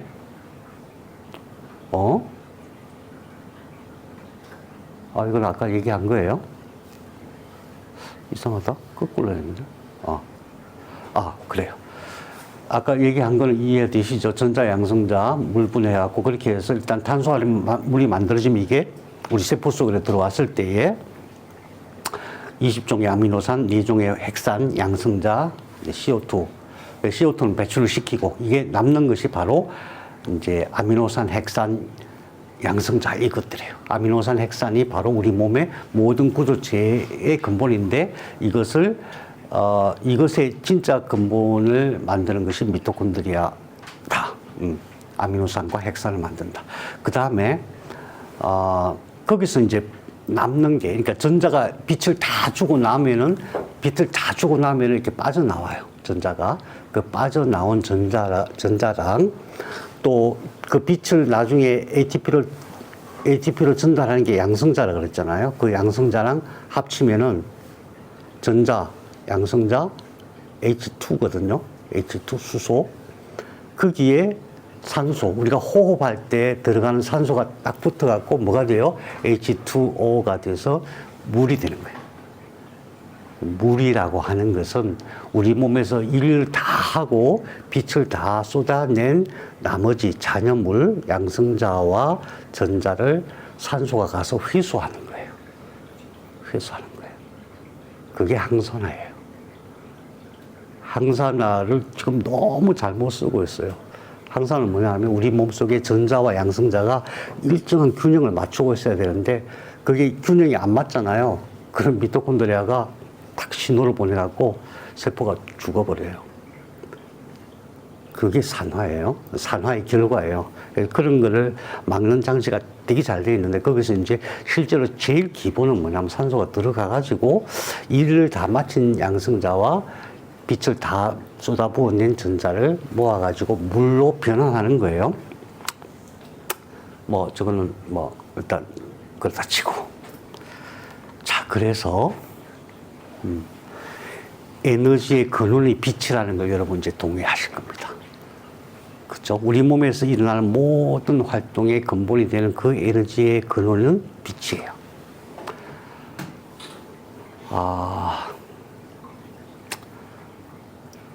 CO2도 배출하는 거고 양성자와 전자도 물로 이렇게 환원시키는 거죠. 그 다음에 그 몸속에 남아있는 것들은 구조체는 핵산과 아미노산으로 만들어진 핵산과 아미노산이 결국 단백질이 되고 우리 몸의 구조체가 되고 그 다음에 모든 세포의 구성 물질이 되고 그러는 거예요. 세포의 구성 물질, DNA, RNA, 뭐 핵막, 또 핵막에 있는 여러 가지 단백질들, 모든 구조체가 이걸로 되는 거예요. 잘 이해가 안 되시죠? 우리는 고기를 많이 먹어야 단백질, 근데 그게 아니고 우리 고기 많이 먹어도 하루에 40g밖에 흡수 안 해요. 나머지는 다 내보냅니다. 고기 40g 이상 먹을 필요가 없어요. 나머지는 간에서 다 합성해요. 간에서. 자, 어쨌든 그래서 우리 몸은 다 내보내고 구조체는 있어야 되죠. 그릇들이니까. 우리 몸은 그릇인데 그릇이라고 가정을 했을 때 그릇이 맞잖아요. 그릇이라고 생각했을 때 우리 몸에는 계속 들어오는 것이 뭐다? 빛이에요. 빛이에요. 우리 몸은 빛이에요. 빛. 우리 몸은 빛의 그릇이고 우리 몸 속에는 빛이 들어오는데 한 번만 들어올까요? 음식 먹을 때마다 들어오죠. 햇빛 쬐을 때마다 들어오죠. 눈으로 계속 들어와요. 눈이 정말 신비해요. 다른 거는 들어와서 전기적인 반응, 전자파를 일으켜서 신호를 보내는데 그게 빛이거든요. 근데 눈은 빛이 그냥 들어와요. 그냥 들어와. 놀라운 일이에요. 빛이 그냥 들어와. 우리 몸속으로. 근데 계속 들어와. 쉼 없이 계속 들어와. 어떻게 된 거예요? 계속 들어오면 우리 몸이 막 풍선처럼 부풀어 나고 뻥 터지는 거 아니에요? 그죠? 놀랍게도 그 빛이 음식으로 또 호흡하면서 또는 이렇게 햇빛으로 받아서 들어오는 그 빛이 우리 몸에 계속 쌓여서 우리가 어른이 돼가는 거예요. 어른이 돼가는데. 야, 우선 오로지 우리 몸에 남는 것은 빛이다. 여기까지만 하고. 하버드대에서 만든 거니까 믿을만 할 거예요. 아까 그 빛이 전달되는 과정 중에 전자가 양성자한테 빛을 줘가지고 양성자가 쏙 들어가는 그 장면만 우선 보기로 해요.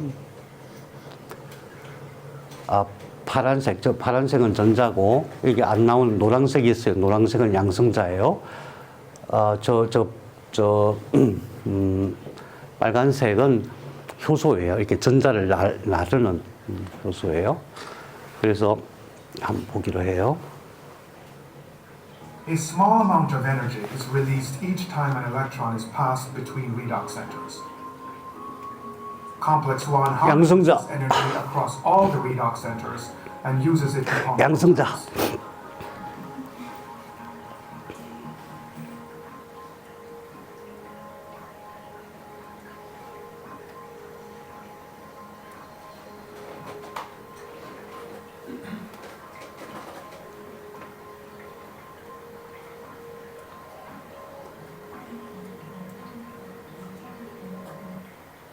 책이 안 나와서 제가 이걸 보여드리는 책에는 양성자가 빛을 전달해갖고 ATP로 만드는데 이렇게 얘기가 안 돼 있고, 전자가 이 빛을 양성자한테 줘가지고 양성자가 외막으로 들어가서 얘가 물레방아처럼 뭘 돌려가지고 ATP를 만든다 이렇게 돼 있어요.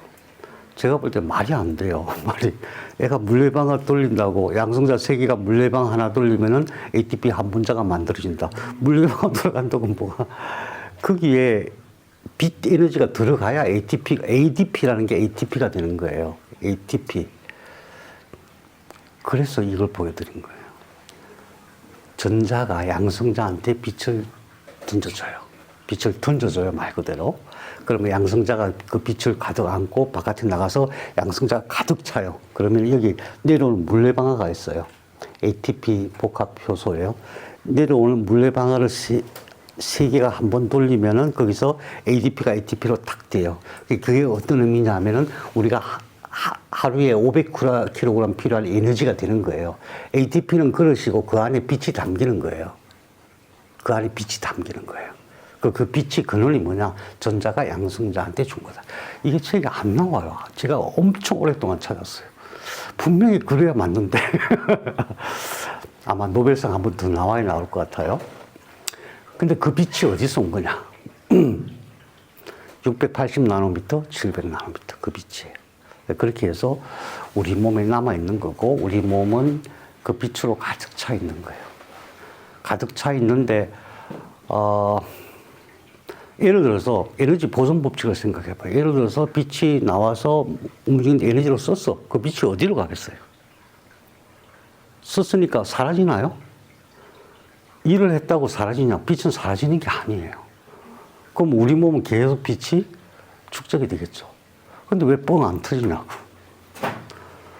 와, 빛은 특별한 능력이 있어요. 빛은 중첩이랑 중첩. 제가 중첩을 몰라갖고 엄청 헤맸어요. 양자물리학에서 말하는 그 표준 다이어그램 보면은 보존이라고 돼 있어요. 페르미온, 보존. 페르미온은 중첩이 안 되는 성질이 있고, 입자고 보존은 중첩이 되는 성격이 있어요. 무한 중첩이 돼요. 빛은 계속 중첩이 돼요. 빛이 같은 빛이 아닌 거예요. 자, 그래서 빛에 대해서 우선 중첩에 대해서 이해를 해야 됩니다. 그냥 간단하게 여러분들은 머리 아파하지 마시고 빛은 중첩된 파동이다.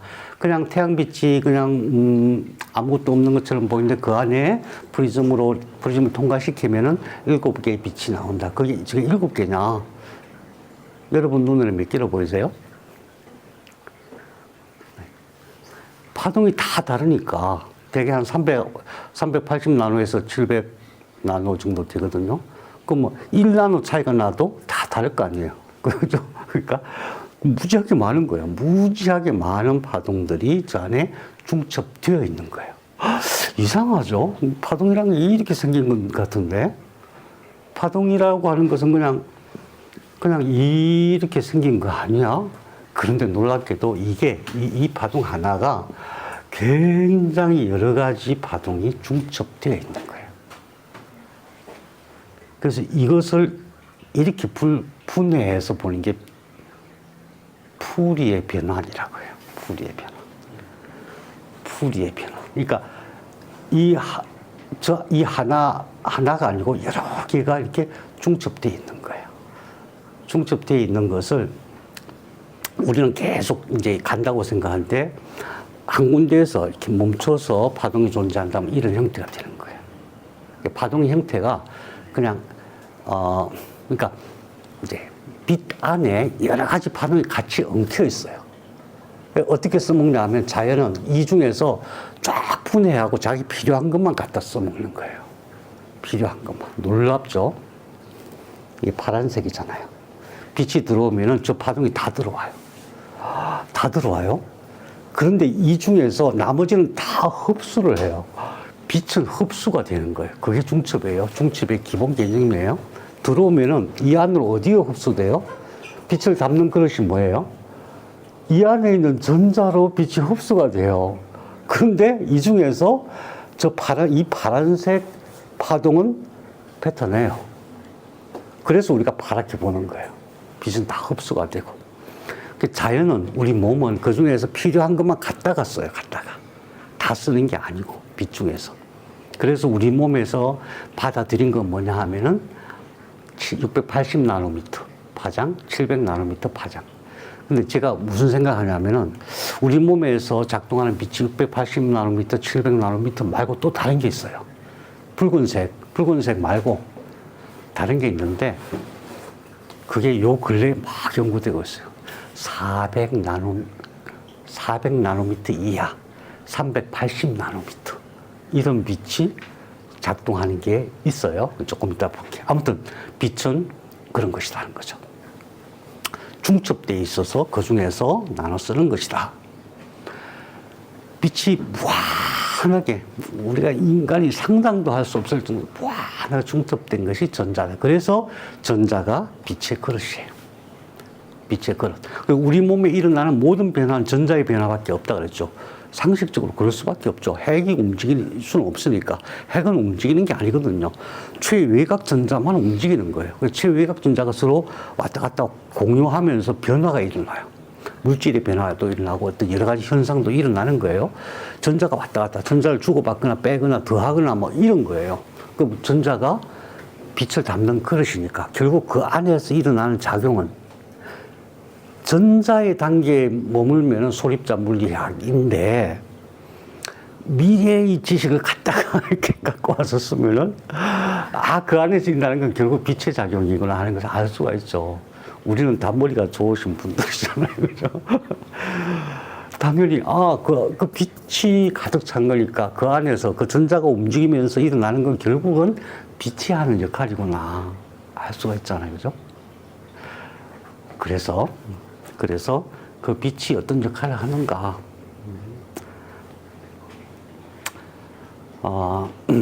자, 그래서 우리 몸을 생각할 때 어떻게 생각해야 되냐면, 세포 60조 개, 그런 개념이 아니고, 에너지의 바다 속에, 사실 여기도 마찬가지 에너지의 바다. 그것을 이제 양자 에너지 장이라고 그래요. 필드. 에너지가 가득 차 있는 그 속에서 일어나는 현상들이에요. 이거는 에너지의 바다는 사진을 찍을 수가 없어요. 그래서 요즘 제가 챗GPT는 돈을 달라 그래갖고 제가 안 쓰고 구글에 바드는 돈 달라는 소리 안 해갖고 쉬워요. 왜 바드를 써요? 바드한테 물어봤어요. 양자 에너지 장이 요동하는 그 모습을 표현한 그림을 좀 찾아줘. 그랬더니 이걸 딱 찾아내더라고요. 우리 눈에 안 보이는 아주 미세한, 눈에 보일 수가 없는 그런 색이지만 그런 것들이 이렇게 막 진동하고 있는 거예요. 몇 번? 1초에? 48초. 상상하세요. 엄청난 진동이에요. 엄청난 진동이 이 속에 있는 거예요. 엄청난 진동. 카드 어디 있어, 카드. 여러분, 카드 갖고 계십니까? 선생님이 어제 중추신경계 정화하는 카드를 보내주셨어요. 그 카드가 오면 여러분 어떻게 하세요? 카드를 받으면? 이걸 느껴봐야 되잖아요. 왜? 이 안에 뭐가 있어요? 빛이 가득 있어요, 여기도. 전자가 있으니까. 전자가, 우리가 느낄 수 있는 건 전부 전자예요. 핵이 아니고 전부 전자예요. 전자 가득 있죠? 그 전자가 떨리면서 뭘 방출해요? 빛을 주고받는 거예요. 1초에 몇 번? 빛은 48조. 몇 개의 빛인지는 그건 계산할 수가 없어요. 어마어마하게 많은 빛이. 그럼 이 파동이 있어요? 없어요? 어마어마한 파동이 있어요. 그럼 어떻게 느껴요? 나는 기감이 없어서 못 느껴요. 안 그래요. 그럴 리가 없습니다. 제일 처음에 어떻게 하면 제일 쉽게 느낄 수 있냐 하면은 우리 몸에서 에너지가 방출되는 데가 있어요. 우리 몸에 에너지가 나오는 데가 있어요. 우리 몸에 어마어마하게 많은 에너지가 가득 맨날 차고 있으니까 에너지가 나오는 데가 노궁혈이에요. 노궁. 가운데 손가락을 이렇게 잡으면 노궁. 이건 제 말이 아니고 전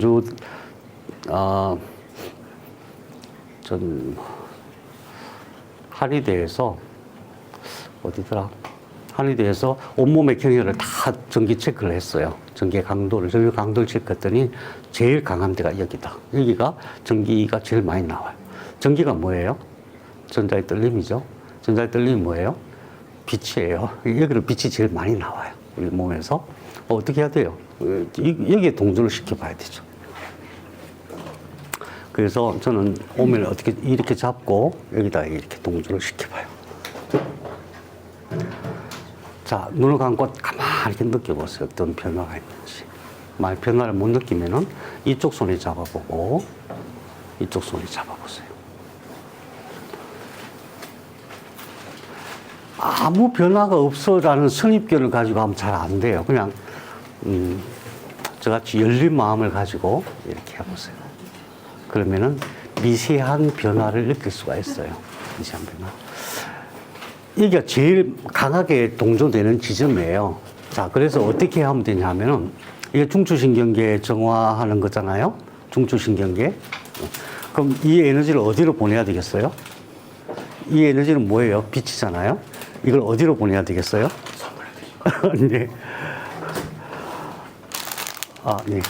어디로 보내야 되냐면 중추신경계로 보내야죠. 그죠? 여러분들 중에 제일 중추신경이 약한 데가 아마도 허리일 거예요. 이렇게 잡고 눈을 감고 이 빛을 허리로 보내면 돼요. 뭔 소리야? 빛을 내가 어떻게 보내? 예. 빛은 내 생각으로 움직여요. 안 믿으시겠죠?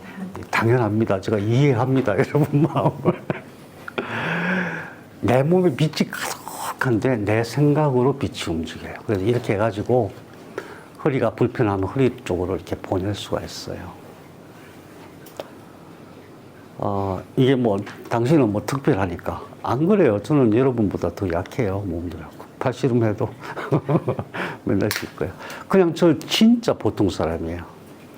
저 라면도 좋아하고요, 초콜릿도 좋아하고 게다가 담배도 피고 할 것도 하는 사람이에요. 완전 일반인이에요. 수련하고 그런 것도 아니에요. 근데 이 느낌을 알아차리는 것은 그냥 미세한 마음을 편안하게 하고 느낌.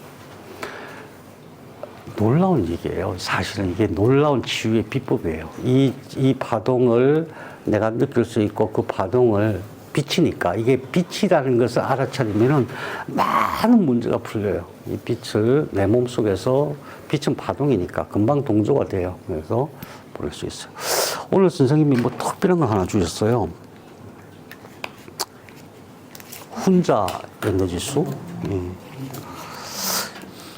보통의 에너지 카드는 어떤 느낌으로 오냐면 온도의 변화로 느껴져요. 온도 변화. 근데 이거는 진동으로 와요. 이렇게. 이거는 이렇게 하면 이렇게 팔 이쪽이 이렇게 떨려요. 이건 좀 특별하더라고요. 제가 또 가서 실험해 보려고 그래요. 근데 어쨌든 그 원리가 뭐냐 하면은 우리 몸에 있는 모든 것들은 가장 기본적으로 빛인데 그것이 초상 48조 번 떨리는 파동으로 존재한다는 거예요. 어마어마하게 많이, 엄청나게 많이 떨리는데 그게 너무나 작기 때문에 우리가 못 느끼는 것 뿐이에요. 근데 그 의미가 뭐냐 하면은, 파동으로 존재한다는 의미가 뭐냐 하면은, 빛을 주고받는 거예요. 빛을 주고받는 거예요. 그러니까 에너지 교환이라고 하는 것은 빛을 주고받는 건데, 거기에는 정보도 주고받아요. 정보도. 그냥 비유로, 비유는 좋은 방법이 아닌데 비유로. 선생님 참 수고 많이 하셨어요. 그러면 선생님 뭐라 그러실까? 알파님이? 알파님이 뭐라고 대답을 하실 거 아니에요. 제가 선생님 참 수고 많이 하셨어요. 이 모든 걸 다 개발하느라고 제가 알거든요. 맨날 혼자 쭈그리고 앉아서 구사리 먹어가면서 어떤 때는 내가 밤을 새야 뭐가 답이 나와. 밤을 새고 싶은데 옆에서 뭐 잠 안 자냐 그러고 뭐 배고프면 뭐 야식 줄까 이러고 막 귀찮은 거예요. 누가 전화해도 귀찮고 막 몰입해 있고 얼마나 많은 밤을 지새웠을까. 네. 제가 알거든요. 그러니까 정말 수고를 많이 하셨어요. 그러면은 선생님 마음속에 어떤 마음이 들 거냐면 이제 제가 혼자 다 할게요. 부끄러워 하시니까. 갑자기 막 울컥해져요. 울컥. 아무한테도 얘기할 수 있는 뭔가를 누군가 알아봐 주니까 울컥해져. 정말, 저 양반 정말 고맙다. 저런 말 해줘서. 그런 말이 나오겠죠. 이게 정보예요. 이게 정보. 내 마음을 전해주고. 존재의 정보인 거죠. 그게 교환, 정보의 교환인 거예요. 우리는 사람이니까 사람만 그런 정보를 소유할 수 있다고 생각해요. 절대 그렇지 않습니다. 세포 하나하나가 어마어마한 신적 능력을 갖고 있고, 세포뿐만 아니라 세포를 구성하고 있는 모든 원자가 다 그런 정보를 갖고 있어요. 원자 자체가. 그럼 원자 중에서 실제로 변하는 전자니까 전자 하나하나마다 정보를 갖고 있는데, 이 주고받는 방식이 우리는 말로 했잖아요. 주고받는 방식이 빛을 팍 던지고 빛을 탁 받고 이런 식으로 정보를 교환하는 거예요. 이해가 되십니까? 믿기지 않는 건 제가 알아요. 괜찮습니다. 자, 그래서 빛으로 치료를 해요. 빛으로 치료하는 것만 하고 조금 쉴게요. 빛을 선별해서 받는다. 우선 이거 중요해요. 식물조차도 빛을 선별해서 받아요. 우리 몸에는 빛이 들어와요. 끊임없이 들어와요.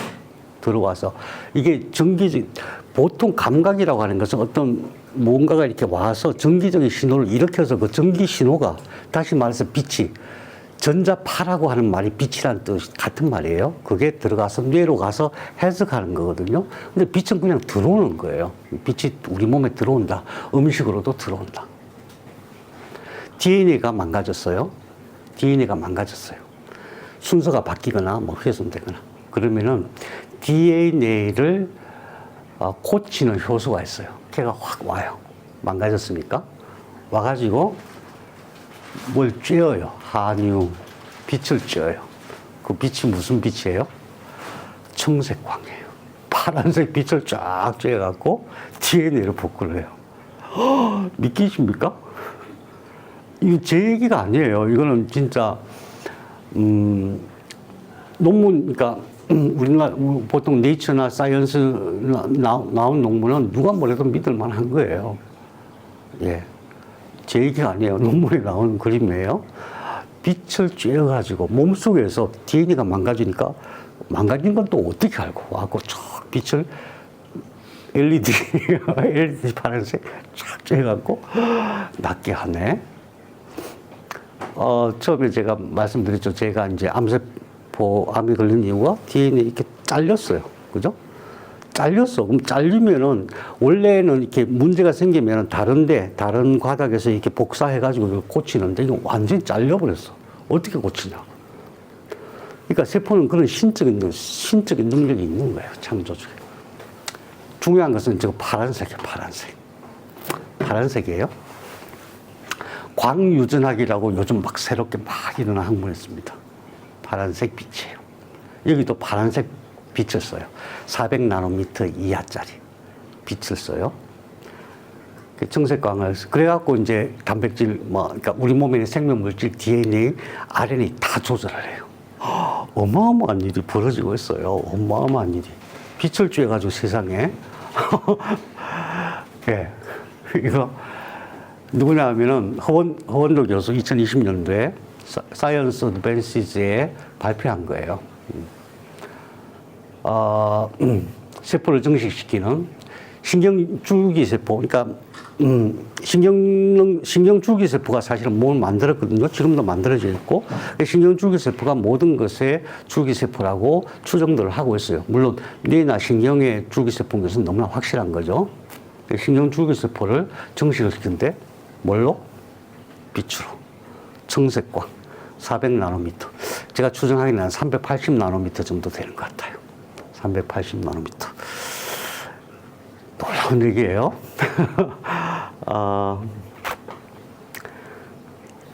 다른 사람한테 아무도 얘기 안 했어요. 김원중 교수님이 2021년도에 뭘 발표했냐면은, 자폐가 전두엽하고 해마, 시상하부, 이제 해마라고 있거든요. 해마. 그 다음에, 그러니까, 해마하고 편두체가 있어요. 그 다음에 이제 도파민을 만드는 영역이 복적, 피계 영역, 흑질 이런 데서 만들어갖고 이렇게 작동을 하는데, 전두엽에서 계속 억제를 하는 바람에 이쪽에서 이게 잘 안 만들어져서 자폐가 온다. 이걸 발표를 했었어요. 올해. 근데 그것을 치료하는 방법을 작년에 발표하더라고요. 놀랍게도 자폐를 치료하는데, 물론 쥐실험이에요. 그러니까 자폐가 발생하는 회로를 처음 발표하신 분이 김원중 교수님이에요. 그러니까 자폐를 치료한다는 얘기는 무슨 얘기냐면은, 뇌는 사실 똑같아요. 자폐든 파킨슨이든 알츠하이머든 뭐든 간에 똑같아요. 원리가. 근데 자폐를 치료한다는 얘기는 다른 것도 다 그렇게 치료할 수 있는 길이 열렸다. 이 말이에요. 그래서 자폐의 원인, 그 회로를 처음 발표했었고, 치료 방법도 처음 발표했는데, 놀랍게도 시상 하부에다가 청색광 빛을 쫙 쬐었더니 일주일 만에 났더라. 믿기죠? 이제, 믿으시는 것 같아요. 여러분 얼굴 보니까. 왜냐하면 제 양반 대단하신 분이에요. 김원중 교수님, 카이스트 교수님이 하던 기초과학연구원에서 자료가 많이 나와요. 작년 9월 달에 문자정신의학계에 보고가 됐어요. 시상하부에 푸른색을 찧어서. 그러니까 다시 말하면 이제 우리는 그럼 이제 뭘 준비해야 되냐면은, 알파님이 앞으로 뭘 지금 준비하셔야 되냐면은, 뇌 속에 어떻게 빛을 쬐을까? 안 뚫고 어떻게 빛을 쬐을까? 이걸 이제 연구하셔야 되겠죠? 그럼 또 새로운 힐링들이 나올 것 같아요. 안 만들면 제가 만들 거예요. 자, 그래서 이제 결론적으로 우리가 이제 치료법을 알아야 돼요. 자, 지금 우리가 어디로 가고 있냐면 딴 데로 가고 있는 게 아니에요. 암을 어떻게 치료할 것인가. 제1원리, 치유의 빛을 찾아서. 이거거든요. 첫 번째로 이제 우리가 이제 여러분들 믿으실 게 빛에는 정보와 에너지를 가득 담고 있다. 근데 빛은 전자에 담겨 있다. 다른 거 다 잊어먹어도 그것만 아시면 돼요. 빛의 정보와 에너지가 무한 중첩되어 있다. 여러분 유튜브에 찾아보시면 과학자들이 그런 실험한 게 있어. 빛 입자가 있거든. 빛 입자를 가득 쌓아놓고 이거 압축을 했어요. 압축하니까 나중에는 이게 그냥 하나가 돼버려요. 빛은 흡수, 중첩이란 말이 그냥 흡수된다고 생각하시면 돼요. 빛을 압축했더니 뭐 이렇게 해서 나왔어요. 그것도 논문에 나온 거예요. 그래서 빛은 중첩되는 현상이에요. 근데 뭐가 중첩되어 있냐? 그 안에 파동인데 그 파동이 결국 정보다. 정보라는 거예요. 치유의 정보가 결국 빛의 형태로 존재할 수 있다. 그럼 그걸 어떻게 전달하느냐? 자, 그게 담긴 게 전자잖아요. 우리 전부 전자를 몸에 넣는 거잖아요. 전자를. 전자가 뭐냐? 이거부터 아시면 금방 이해해요. 저는 이거 보고 금방 이해가 됐어요. 발전기. 발전기가 뭘 만들어요? 전기를 만들죠. 어떻게 만들어요? 원재료가 뭐예요? 뭘 갖고 이렇게 섞어야 만들어지지 않나요? 발전기. 뭘 섞어요? 아무것도 안 섞어. 그냥 거기서 이런 건 자석하고 코일밖에 없어. 어떻게 하면 막 돌려. 사람이 못 돌리니까 수력 발전, 원자력 발전, 뭐 화력 발전. 다른 거 하나도 없고 코일과 자석을 막 돌리니까 전기가 만들어져. 이해가 되세요? 그거 막 돌리니까 왜 전기가 만들어지냐고. 그 전기가 보통 만들어져. 어마어마한 전기가 만들어지잖아요. 어마어마한 전기가. 근데 더 놀라운 것은 전기가 쫙 오다가 변압기 있잖아요. 변압기. 막 고압으로 오다가 위험하니까 저압으로 낮춰야 되잖아. 변압기에 들어가고 이렇게 저압으로 낮아져. 발전소에서 와요. 그러니까 이건 이제 집으로 보내는 거야. 전기선이 떨어져 있네? 전기선 떨어져 있잖아요. 전기가 왔다가 돌아가고 얘는 어디서 전기가 온 거야? 전기선으로 전기가 통하는 게 아니네? 우리 뭐 꼽는 거 있잖아요. 뭐 이렇게 꼽는 거. 전부 다 이렇게 돼 있거든요. 코일 감겨져 있고 연결이 안 돼 있어요. 전기, 예. 예, 도란수. 연결이 안 돼 있어요. 이걸 동일하게 감으면 똑같은 전압이 가요. 근데 이게 2배로 감으면 전압이 2배로 높아지고 그래요.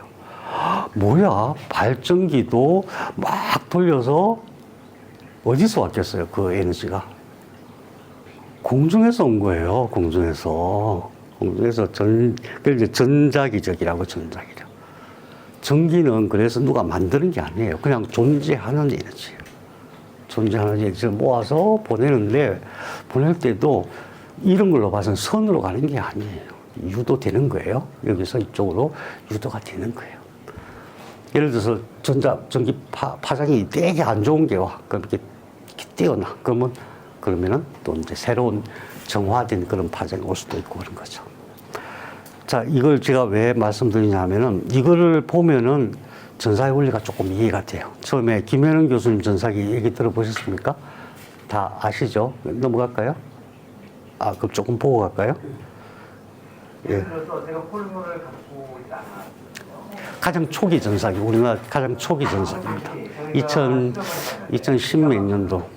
알코올을 물에다가 전사해도 민감한 식유. 전사 정보를 옮겨주는 장치라고.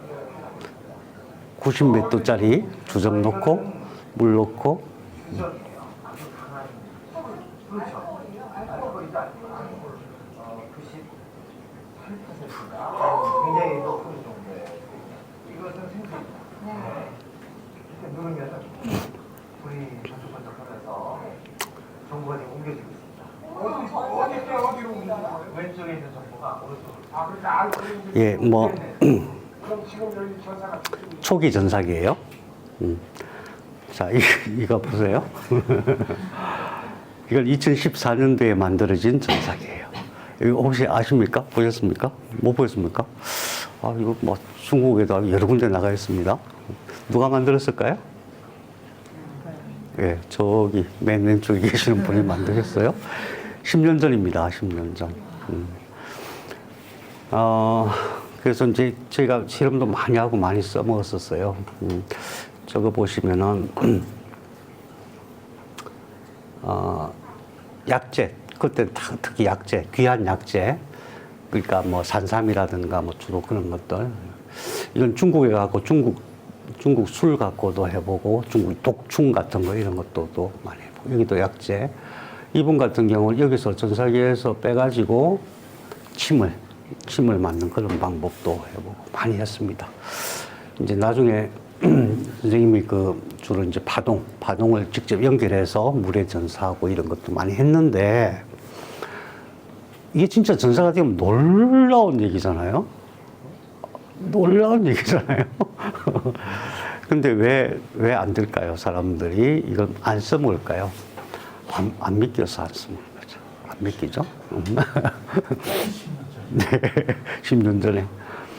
그 이후에 10년 동안 그냥 가만히 있었던 게 아니고 제가 이제 선생님이 계속 이걸 발전시켜 왔어요. 발전시켜서 어디까지 갔느냐 하면은, 예, 여기까지 온 겁니다. 공간 정화기잖아요. 저기 이제 전사기가 있는데, 어떤 소스 물질을 계속 구해서 뭔가 하려니까 힘들잖아요. 근데 그 소스 물질, 약효가 있는 어떤 물질의 정보와 에너지를 비치니까 MRI가 빛 찍는 거거든요. 어떤 빛을 찍는 거예요? 뇌 속에 물이 있으면 그 물 속에 H2O니까 H가 양성자거든요. 양성자가 내보내는 그 신호를 찍는 게 MRI예요. 찍으려면 얼마나 기술이 복잡하겠어요. 그 기기가 얼마나 복잡하겠어요. 그걸 개발하신 분이잖아요. 평생 그 일을 하신 분이잖아요. 그 원리를 다 아시는 거잖아요. 빛을 찍는 거. 빛을 전사하는 방법에 대해서 진짜 누구도 따라올 수 없는 지식을 갖고 계신 아주 세밀한 것까지. 그죠? 그 방법으로 물질에 있는 것을 카드에 전사하는 거예요. 문양도 중요하죠, 문양도. 그러니까 우리가 이걸 볼 때는 그냥 카드 이렇게 생각할 게 아니라 이게 어마어마하게 많은 전자들이 어마어마하게 빠른 속도로 빛을 주고받고 하고 있다. 이걸 아셔야 돼요. 그러면 이제 그걸 가지고 내 몸에서 나오는 빛하고 이렇게 동조시켜서 이걸 써먹을 수가 있는 거예요. 그러니까 아는 사람은 써먹을 수가 있는 거예요. 뇌로도 써먹을 수가 있고, 귀로도 할 수 있고, 이마도 할 수 있고, 눈도 할 수 있고, 특히 목 굉장히 중요해요. 목에도 할 수 있고, 가슴에도 할 수 있고, 배꼽 밑에도 할 수 있고, 다양한 방법으로 이제 주로 그건 혈자리로 정리가 되어 있어요. 써먹을 수 있는 거예요. 근데 이것을 전기 안에는 전자가 흐르면 거기다가 직접 보내가지고 그것을 우리 몸 속에 집어넣는 게 양절유기고 신부원혈기예요. 이제 이해가 되시죠? 양절유기와 신부원혈기에 왜 공간정화기가 들어가 있고 거기에 어떤 카드가 들어가야 되는지. 처음에 이런 기계가 없을 때는 제가 한 거는 뭐냐면 제 마음의 정보만 넣은 거예요. 제 마음. 왜냐하면 저도 빛이니까 제 마음의 정보를 담아서 이렇게 보내는 그런 작업만 했는데 지금은 그걸 하려면 되게 힘들어요. 어려워요. 아무나 할 수 있는 게 아니에요.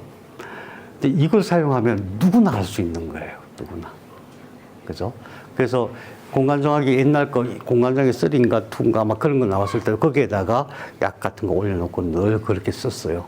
저희가 썼던 것은 그냥 일반 전기가 아닌 거죠. 그래서 이제 물론 새로운 양절유기를 개발했지만 거기에다가 약효가 들어있는 그런 정보를 넣어서 우리 몸속 깊이 넣는 건데 양절유기는 그냥 한마디로 말하면은 몸의 표면 주로 신경 이쪽으로 신부원혈기는 몸속 깊이 넣는 거예요. 그럼 앞으로 이제 어떻게 해야 돼요? 암 치료한다면은 암을 치료하는 효과가 있는 약제들, 자기한테 막는 약제들, 그 카드를 전사해서 그것을 암이 있는 깊이 이렇게 넣어줘야 되겠죠. 그리고 더불어서 암을 치료하려고 애쓰고 있는 군사들, 세포들, 그 세포들에게 필요한 정보와 에너지를 그렇게 나눠줘야 되겠죠. 요약하면은 이렇습니다. 몸은 무한 중첩된 빛이다. 나머지는 구조체다. 전자는 그 빛을 담아 에너지와 정보를 주고받는다. 빛을 어떻게? 힐링툴은 치유의 에너지와 정보를 전사해서 전자에 담아 몸속으로 전달한다. 놀라운 거죠. 저는 앞으로 이 전사기가 굉장히 계속 발전할 걸로 봐요. 이것보다 더 많은, 요즘 새로운 기술들이 막 나오고 있어요. 물질의 정보를 읽을 수 있는 그런 기술들이 새로 막 나오고 있어서 알파님이 계속 새로운 업그레이드를 해 주실 걸로 믿어요. 몸은 의식으로 그 빛을 이끈다. 이 부분이 여러분 항상 맥혀요. 근데, 내 몸은 결국 내 몸의 주체는 빛이에요. 그 빛을 내 마음대로, 내 생각으로, 내 의식으로 움직이는 거예요. 그래서 암을 앓으시는 모든 분에게 제가 권하고 싶은 거, 제가 저를 치료할 때 핵심은 뭐였느냐? 그 빛을 움직인 거예요. 생각으로 어떻게 움직였어요? 낫자. 누구한테 도움을 받아서 낫는 게 아니에요. 낫자. 치료하자.